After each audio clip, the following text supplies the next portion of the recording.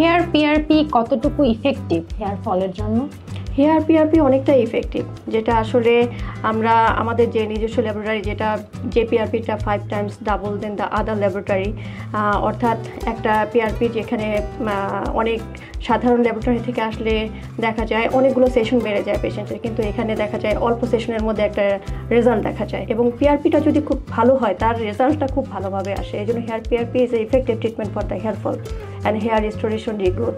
এক্সোজোম নিয়ে একটু বিস্তারিত বলবেন? আচ্ছা, এক্সোজোম ইজ একটা রিজেনারেটিভ থেরাপি। যখন দেখা যায় হেয়ার ফল হচ্ছে পেশেন্টের ক্ষেত্রে, তখন যদি এর মাত্রাটা বেশি দেখা যাচ্ছে এটা একটা বর্নেস তৈরি করছে বা হেয়ার রিস্টোরেশনটা কম হচ্ছে পেশেন্টের ক্ষেত্রে, তখন এক্সোজোম ট্রিটমেন্ট বা এক্সোজোমটা ডক্টররা আমরা সাজেস্ট করে থাকি।